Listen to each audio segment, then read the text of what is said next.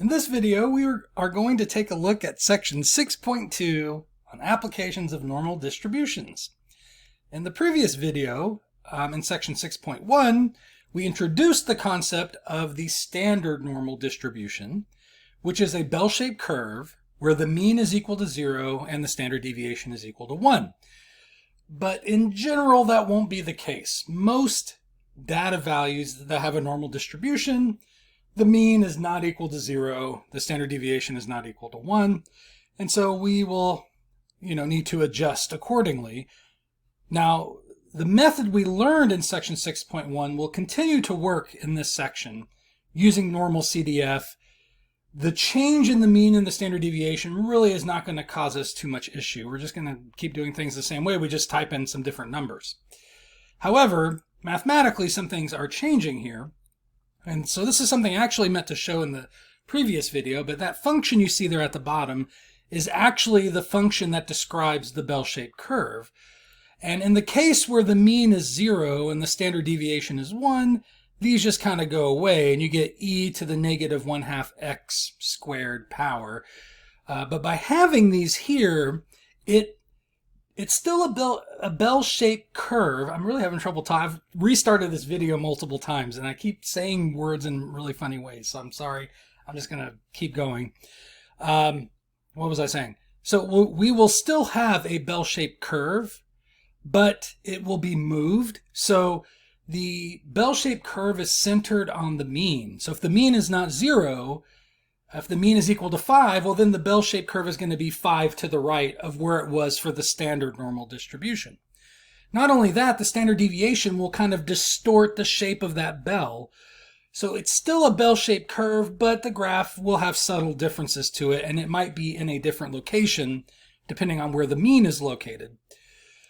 However, the calculator can handle all of that. So for the normal CDF, we just type in the lower bound, the upper bound, and the new mean and the new standard deviation, and it takes all of that into account in using this formula to calculate the areas using calculus, right? Now, as I mentioned, in the past, when we don't have a calculator that does normal CDF for us, there was a whole extra layer of work that had to be done for these problems. So it's going to seem a little strange because when we do these examples, you're going to wonder why this is a whole separate section from what we did before, because we're just going to be doing the same thing we did previously. But if we were having to use calculus directly, instead of having the calculator do it for us, the fact that this is not standard introduces some extra complications in those calculations. If we were going to use charts instead of the calculator, so that we didn't have to use calculus, but we didn't have a calculator either, we have to do things a little bit differently because of the charts. It adds this extra layer of having to convert data values into z-scores first, which I can't remember, it's been a while, but I think that's what you do if you're actually doing the calculus yourself as well, is you convert your data values to z-score because the math is just easier that way. Which means converting it from whatever normal distribution you have back to a standard normal distribution, because z-scores are automatically going to fit the standard model of a mean of 0 and a standard deviation of 1. But it has to be a z-score first.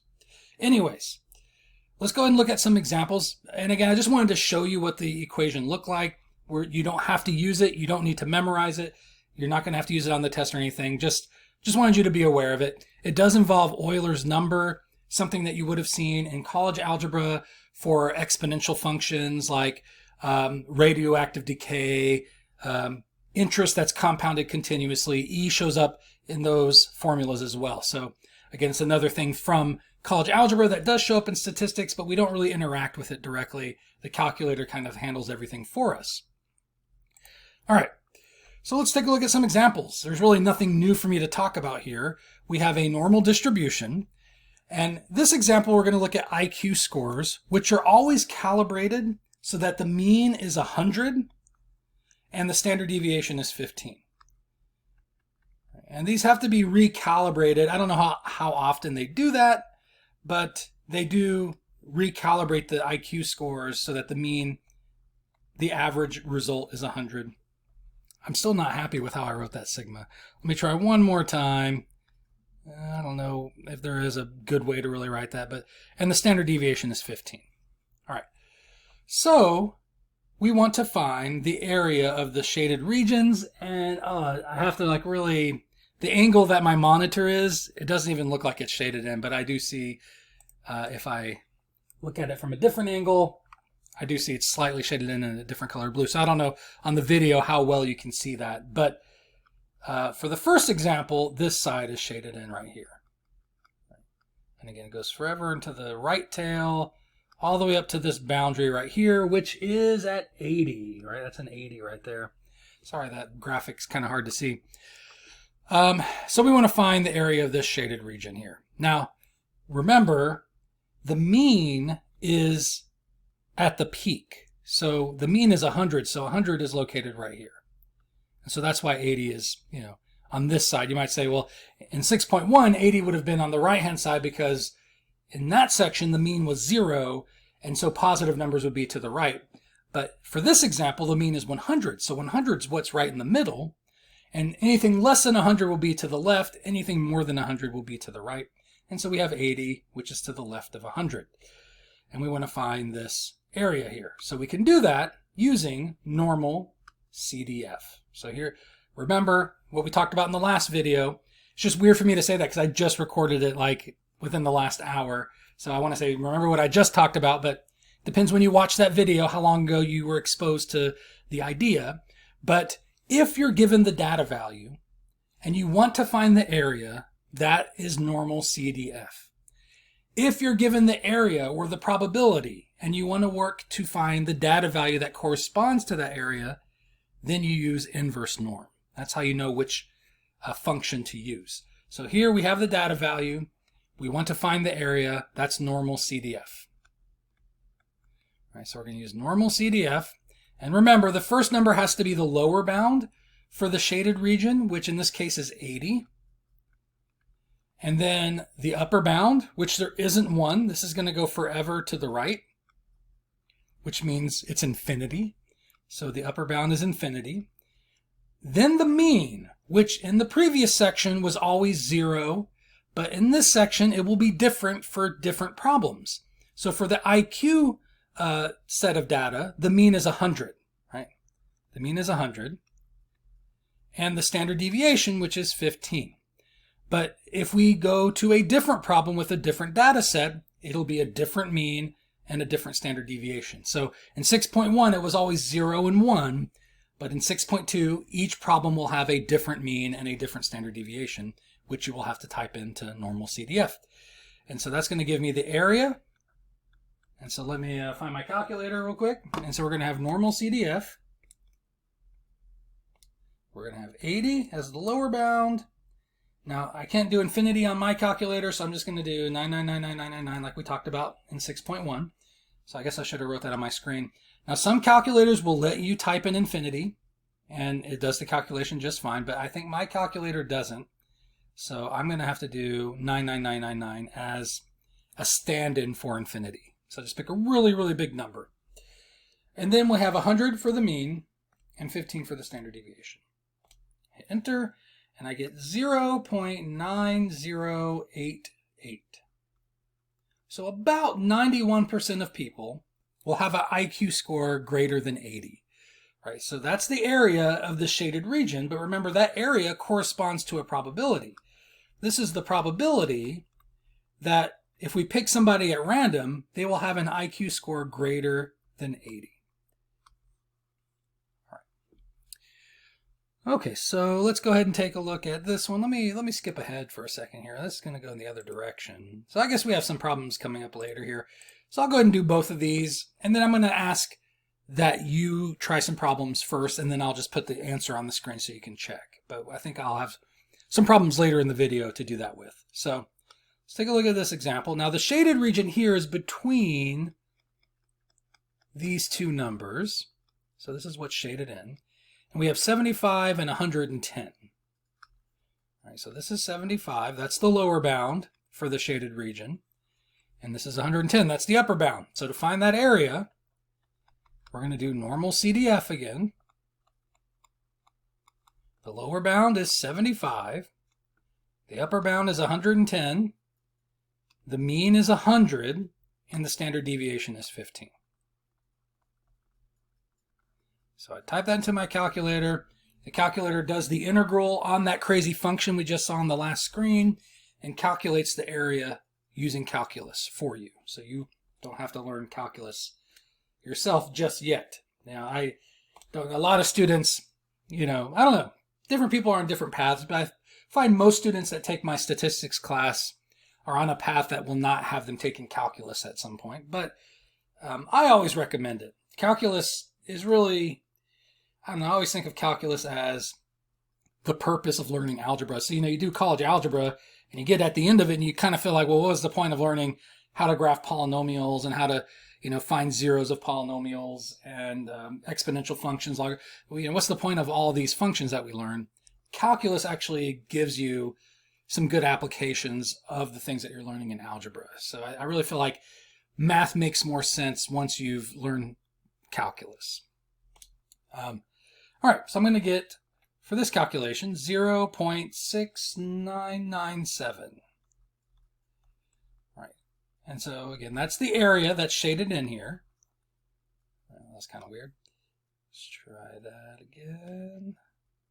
All right, so that's my answer, but remember what this represents, or what this is. It's the probability that if I pick a person at random, that they would have an IQ score between 75 and 110. Let me just kind of scroll over there a little bit. Okay, so that's what that represents. So about 70% of people have an IQ score between 75 and 110.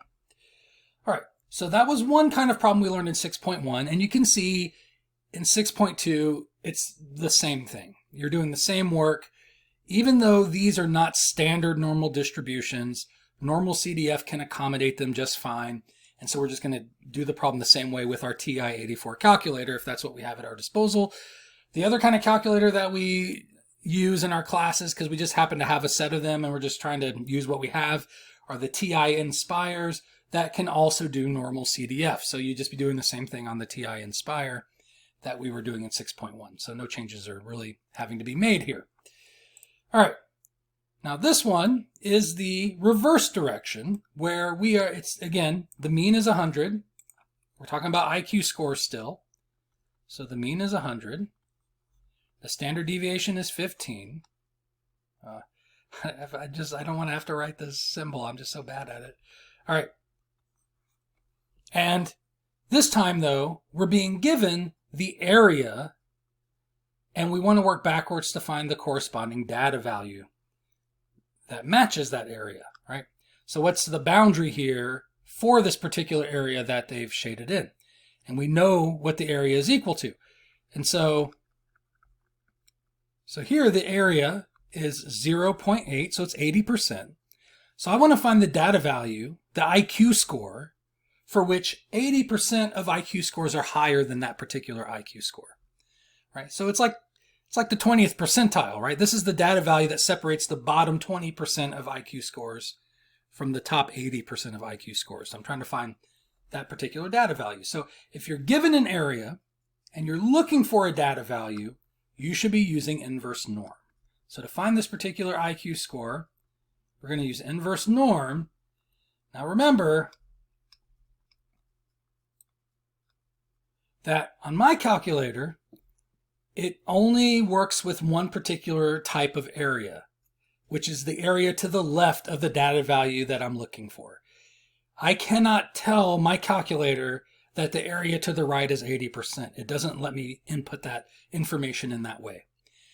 My inverse norm is set up so that it only does the proper calculation if I provide the area to the left of the data value that I'm looking for. Again, other calculators might be more customizable, and you might be able to take the 80% and let the calculator know this is the area to the right of the number that I'm trying to find. I'm not able to do that. So for my inverse norm, the first number has to be the area to the left. We talked about this in the last video in 6.1. And to get the area to the left, which is this area here, it's 1 minus the area to the right. So if you're given the area to the right, you can always flip that around and get the area to the left by taking 1 minus that area to the right. So it's going to be 1 minus 0.8, which is going to give me 0.2. And we already mentioned that, right? That this is the data value that separates the bottom 20% from the top 80%. And for inverse norm, you need the bottom area, right? What's the area to the left? What's the percent that's below that particular data value for inverse norm? And so that's what I have to type in here, is the 0.2. And then the mean, which is 100, and the standard deviation, which is 15. That's how you do inverse norm. All right. And again, if you didn't watch the video for 6.1, then you might want to go back and watch that, because it explains how these functions work. It kind of talks about, the whole concept of these density curves and using calculus to calculate the area under the curve and all that stuff. But we also talk about specifically the formatting for normal CDF and inverse norm, at least on these older calculators. Now, I know my model's a little bit older, and so it has the old interface, but many students that I have now seem to have this newer interface that allows you to customize it a little bit more. And if that's the case, take advantage of it. But I'm not going to be able to tell you how to do that, because I just have never used those newer interfaces. All right. So inverse norm, it's under distributions, something else I mentioned in the last video. And I'm going to record a separate video for how to use the calculator in chapter 6 for these different kinds of problems. And that way you can see exactly what I'm doing on my calculator to get the answer. But normal CDF and inverse norm, I should have mentioned in this video, are found under the distribution menu on the TI-84 calculator. So you go to distribution, and then you should see inverse norm listed there. So 0.2, 100, 15, I forgot the comma. So 0.2, comma, 100, comma, 15, close the parentheses, and I get 87.38 if I round to 2 decimal places. Now, how far you should round, my stat lab should let you know. Now, IQ scores, I think, by default, are just given as whole numbers. So if that's the way we want to format our answer, we would just kind of round that to 87. So an IQ score of 87 would separate the bottom 20% from the top 80% of IQ scores. All right, let's go ahead and do this one as well. All right. And so again, we want to find this data value here. I should be wearing my glasses. I tried my glasses on a couple videos, but because I need them to see a little bit far away, and I'm sure I can see a little bit better if I have my glasses on. I'm usually okay at this distance though, but it makes a glare in the recording. It picks up the lighting that I have. So anyways, this is going to be inverse norm. And we want the area to the left, which is actually what we're given this time. So that's another tricky thing that students sometimes have trouble with, is do I use the area they give me, or do I need to do 1 minus that area to get the number I need to plug into inverse norm? So if they give you the area to the right, you want to do 1 minus that number to get the area to the left for inverse norm if you have the old interface. If they give you the area to the left, then that's the number you want to use in inverse norm. You don't have to change it in any way. So, and I believe I kind of covered it up. Now it's really hard to see, but I think it said 0.99. All right. So the area to the left of the value I'm looking for is 0.99. That's the area I need for inverse norm, so I don't need to change that anyway. It's the number that inverse norm is looking for. So I'll go ahead and put that into inverse norm. The mean, which is 100, the standard deviation, which is 15. And this is going to give me the IQ score that separates the bottom 99% of people from the top 1%. Right?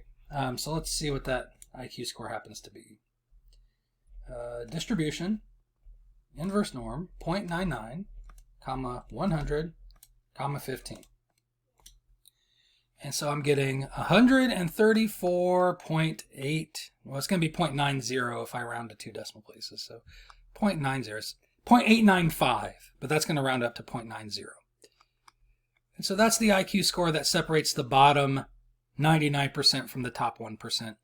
Again, if we're asked to round it to the nearest whole number, because I think that's generally how IQ scores are presented, we would say this is an IQ score of 135. All right, let's take a look at the next example. Okay, so this example is still about IQ scores. So find the probability a randomly selected adult has an IQ greater than 131.5. So instead of giving us the graph with the numbers, like having it set up for us, we might want to draw our own graph. Now, I have students that on the test, they don't bother drawing the situation on as a normal distribution. They just kind of go right for the normal CDF or the inverse norm. And if you do that correctly, I'm not going to count it against you if you didn't draw it. But I think it's just good to be aware of what's happening. Like, what's the situation actually look like mathematically? So we have a normal distribution. And I'll try my best to draw that. Remember, the mean is in the middle. It's at the peak, which is 100 for the IQ scores. And in this case, we're looking for the probability of somebody having an IQ score greater than 131.5. Now, I'm pretty sure 131.5 is going to be kind of into the right tail over here. So it's bigger than 100, so it's going to be to the right. And I think it's going to be kind of a ways over there. But don't worry.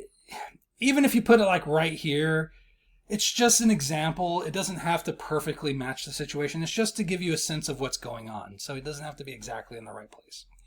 All right. So let me undo that last mark. And we want to find the probability that an IQ score would be greater than 131.5, which means we want the area to the right of that number. So it's going to be a tiny area. So this time we're not including that peak area. And so the probability is going to be pretty small, like 1%. Again, I always like to guess at what I think the answer might be with my intuition. I'm thinking it's going to be around 4 or 5%, maybe even lower than that, like 3 or 4%. But let's find out, because like I said, sometimes it surprises me even. Now, this time I have a little bit of an advantage because I do remember that within 2 standard deviations, you have 95, 96% of your data. And so this is a little more than 2 standard deviations away. And so I know that this tail here, actually probably even smaller, because 5% would be within 2 standard deviations, but half of that's in the left tail, half is in the right tail. So probably closer to like 2% would be my guess now that I'm thinking about it. Anyways, which one do we want to use? Normal CDF or inverse norm? Well, again, we have the data values. We're looking for this area, right? That's what we're trying to find. So we use normal CDF for that. Right? So normal CDF, if I can spell it, normal CDF. The lower bound is the 131.5, comma, the upper bound is infinity, right? It's going to go forever to the right, so infinity, which I'm going to use 99999 for that. The mean, which is 100 again, because we're still dealing with the IQ score data set, and the standard deviation, which is 15. I'm going to type that into my calculator. So distribution, normal CDF, 131.5, comma, 9999999, bunch of 9s, comma 100, comma 15. All right, so I'm going to write that down, that in place of infinity, I used a bunch of 9s. Right, and then I ended up getting here 0.0179 if I go 4 decimal places, which is, if you rounded it, about 2%. Right? So about 2% of people will have an IQ score greater than 131.5. Okay. So, trying to think, how many more examples do I have here? A few more. Why don't you do this one? So I'm going to pause the recording, and I think you should pause the video. Try to find the answer for the second question. Find the probability that an IQ score is between 110 and 120. I'm going to do the same thing, but off camera, and then the answer will be on the screen when you resume the video, and you can check to see if you got the right answer. Okay, so what you should find as your answer for the probability of randomly selecting an adult and them having, I'm having trouble talking for some reason, the probability of randomly selecting an adult and them having an IQ score between 110 and 120 is about 16%, 0.1613 to be precise. Right?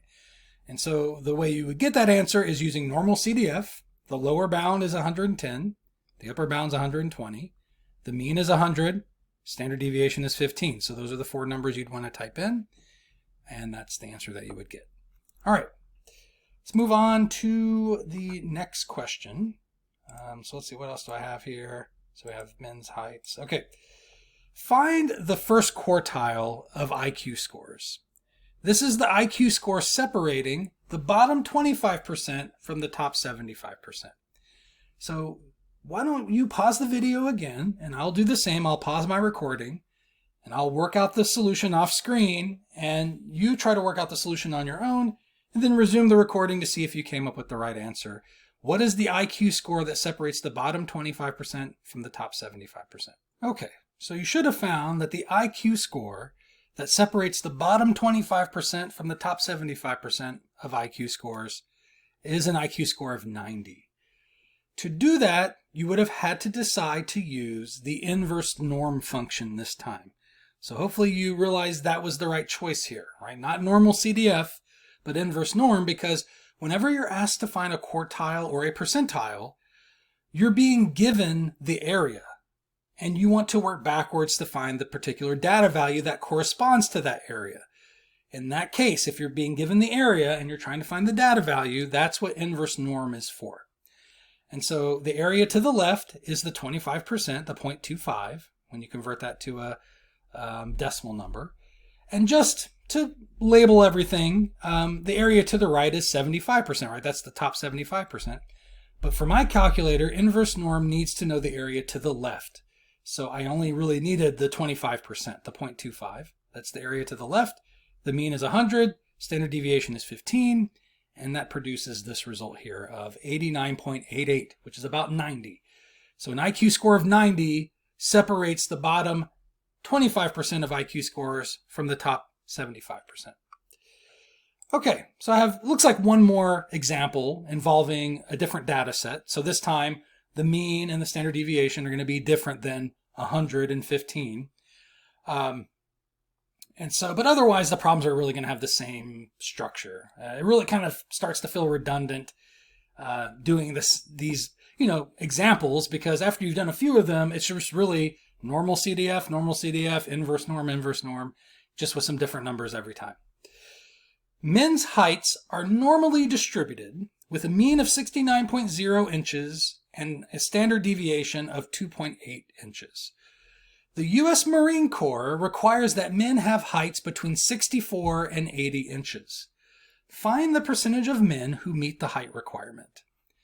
All right, so we're being given the data values, right? We have 64 and we have 80, and we're trying to find a percentage or a probability, which is an area. So we have the data values, we're looking for that area. That means we use normal CDF for this problem. All right, so I'm going to draw my picture. It just keeps getting worse every time I draw it. All right, that's a little bit better. So the mean is in the middle, be 69.0. We're looking for the percent of men that have heights between 64, which is going to be to the left of 69, and 80, which will be to the right of 69. And again, don't worry about, how far into the right tail should the 80 go, how far into the left tail should the 64 go. Just make sure you have them on the right side of the mean, right? So 64 is to the left, 80 will be to the right, and you should be okay with the picture that you draw.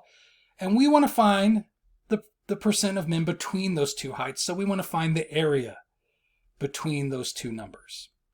We want to find this area here, right? So this area is going to be the probability that if we randomly select a man from the general population, that they would have a height between 64 and 80, but that's also going to correspond to the percent of men that have a height between 64 and 80. Because the chance that we pick somebody with that range of heights is the same as the percent of people in the general population that have those range of heights, if that makes sense, right? So if 50% of the population has a height between 64 and 80, then we have a 50% chance of picking somebody with a height between 64 and 80, right? So it's slightly different concepts, but the calculation's the same either way, right? So I want to find the probability of choosing a person with a height between 64, or choosing a man with a with a height between 64, sorry, I lost my train of thought, and 80. Okay, and to do that, we will use normal CDF, as I already mentioned. So normal CDF, the lower bound is 64 for that area. The upper bound is 80. The mean is 69.0, but you don't have to put the 0.0 in. And the standard deviation is 2.8. And that will give me that probability, which gives me that percent, which, how do I say that? That's going to give me the area between 64 and 80, which gives me the probability that if I randomly select one man, that they have a height between 64 and 80, which is also going to be the percent of men that have a height between 64 and 80. All right. So in other words, it's going to answer my question. Okay, so distribution, normal CDF, 64, 80, 69, 2.8. And I get 0.9629.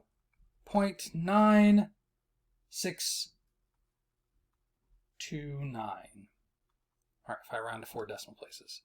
So about 96% of men will meet that height requirement to join the Marines. But it means about 4% of men will not. So there will be 4% of men that will not be eligible to join the Marines because of their height. Either because they're too short or because they're too tall. Okay, let's look at this last example and then we're done. Wow, it's just a 30-minute video. That's got to be one of the shortest ones I've done so far. So if the height requirements are changed so that all men are eligible except for the shortest 3% and the tallest 4%, what are the new height requirements? So we want to change the minimum height requirement and the maximum height requirement so that we are only excluding 3% of men for being too short and only excluding 4% of men for being too tall. All right. So let's draw a picture of the scenario. We have a normal distribution. Right. The mean's in the middle here, which is going to be 69.0. We're looking for a lower bound. I don't know if I want to use that term. I think it's an appropriate term, but I don't know if I want to use it because I don't want to confuse you with the lower bound of the normal CDF. But we're looking for a cutoff, how do you say? A cutoff height on the low end, on the short side. I don't know how to say that. We're looking for a number here that any men that are shorter than this number would not be eligible to join the Marines. And we want that to apply to 3% of the population. Right? So we're looking for a height for which 3% of men are less than that particular height.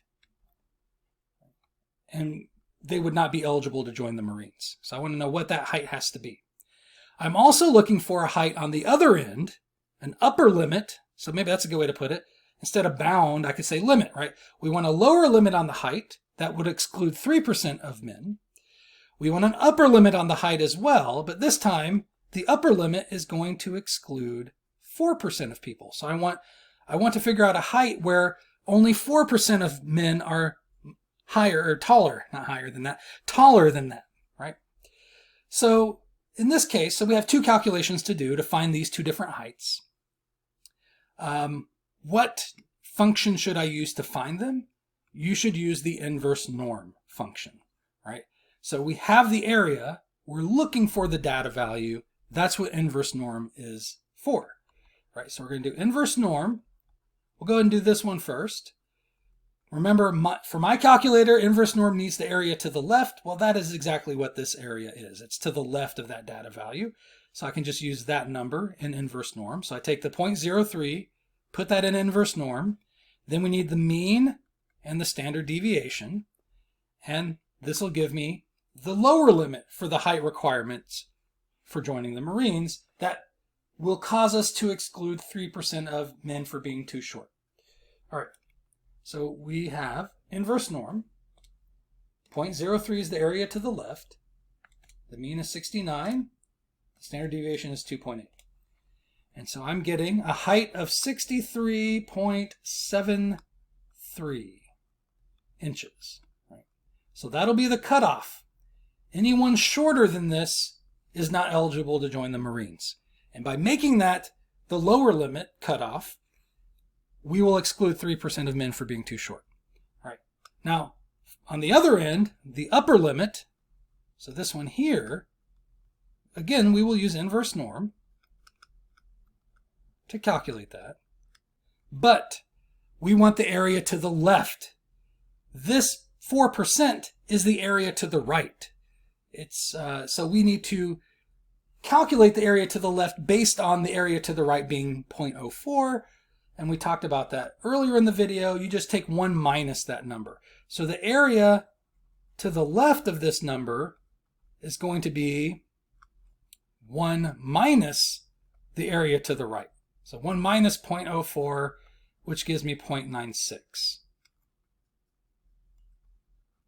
And so that's the area that I want to use for inverse norm. Excuse me, I almost said normal CDF. That was the wrong thing to say. That's the area I want to use for inverse norm to calculate the upper limit for the height that would exclude the 4%, how do I want to say it? The 4% tallest of men. I don't know, that doesn't quite sound right to me, but hopefully that makes sense, right? So if I want a height, an upper limit, that would exclude the tallest 4% of men, that's what I meant to say, that's a better way to say it, then that means I'm choosing the height for which 96% of men are less than that height. And that way, 4% of men are taller, I keep wanting to say higher, 4% of men are taller than this particular number, and they will get excluded from being able to join the Marines, right? But 96% of men will be shorter than this number that we're about to pick. And it's that number that I need because my inverse norm needs the area to the left. It needs to know what percent of men will be shorter than this number that you're looking for.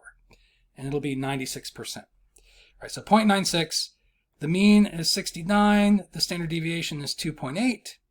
We plug that into our calculator, and we get 0.96, comma 69, comma 2.8. And we get a height of 73.90 inches. So that is the new height requirement for joining the Marines. That you have to be between 63.73 inches and 73.90 inches in order to be eligible to join the Marines. And by making those the limitations, you're excluding 3% of men for being too short and 4% of men for being too tall. All right. So that concludes the video for section 6.2. I will see you in the next video for section 6.4.